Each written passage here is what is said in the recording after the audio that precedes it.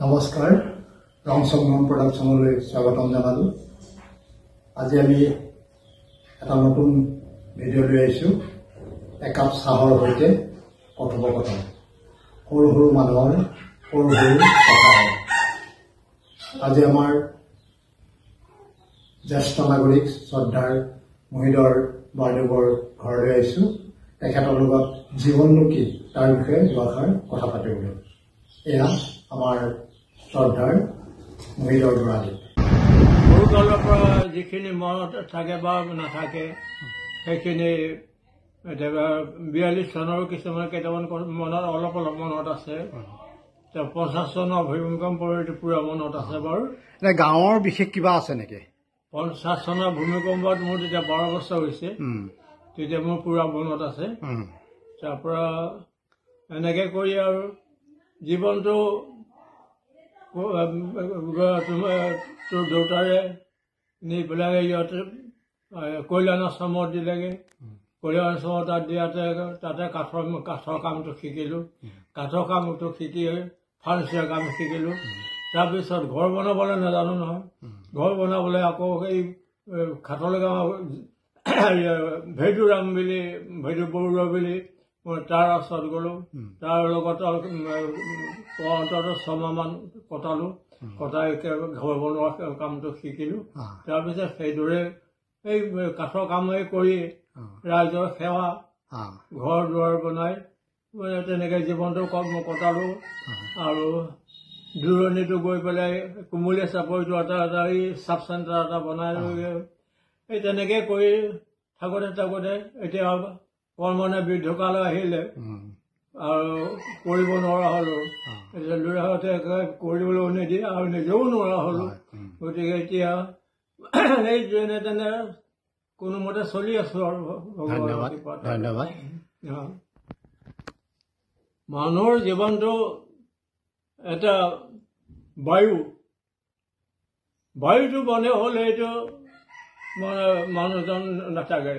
যেতিয়া নেকি মানুহজনক বেমাৰ পৰিব বা হেৰি কৰিব, মৃত্যুৰ সময়ত তেওঁক উশাহটো চায় যে উশাহটো যেতিয়া বন্ধ হৈ যাব, বোলে নাই উশাহ নাই, তাৰমানে উশাহটো যেতিয়াই বন্ধ হৈ গ'ল তেতিয়াতো তেওঁৰ মৃত্যু।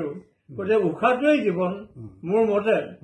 এইটো অন্য মতে নাজানো, জীৱ এটা বেলেগ আছে বুলি কয়, কিন্তু সেইটো মোৰ মতে নকয়। মই মতে কওঁ যে যিটো বায়ু, সেই বায়ুটোৱেই হ'ল মানুহৰ জীৱন। আৰু সেইটোৱে পৰাত্মা তেওঁ ওপৰলৈ গুচি যায়গৈ।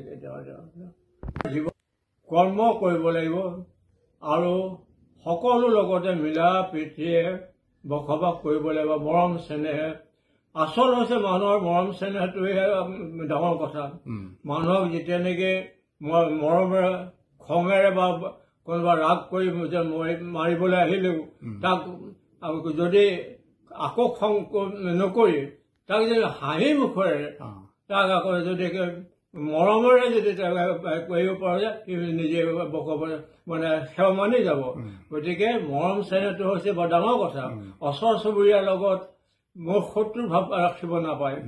আৰু গাঁও গিয়াতে যিখিনি আছে সেইখিনি সকলোৱে মোৰ নিজৰ ককাই ভাই বাই ভনী পিতা মাতা বুলি মাহী পেহী বা মহা এইখিনি খুৰা এইখিনি মনত আনিব লাগে। তেতিয়াহে মানুহৰ জীৱনটো মানে সকলোৰে পৰা আদৰ পাব। আমি সঁচাকৈ অকলশৰীয়া হৈ গৈছো বুলি অনুভৱ আহিছে। কেতিয়াবা এনেকুৱা লাগে ইমান অকলশৰীয়া হৈ গৈছো। এতিয়া লগৰ বিলাকতো নাই, লগৰ বুলিবলৈও নাই, ককাই ভাই বুলিবলৈও নাই। মাত্ৰ এই অধৰ্মকে জীয়াই আছো। সংসাৰত ভোগ কৰি জানো কেলে ৰাখিছে সেইটোও নাজানো। ভগৱানক সদায় তুতি প্ৰাৰ্থনা কৰিছো, লৈ যোৱা মোকো লৈ যোৱা, কিন্তু নিনিয়ে। বাৰু ঠিকে আছে। আৰু এটা কথা, আমি জনাত আপুনি ভাৱৰীয়া কৰি প্ৰায় ভাৱৰীয়া জীৱনটোত কৰিছে, ভাওনা দিছে, ভাওনা কৰিছে, ৰাস কৰিছে। আমি একেবাৰে শেষত আপোনাৰ পৰা ৰাসৰ বা ভাওনাৰ বচন এটা শুনিম, বচন এভাষে।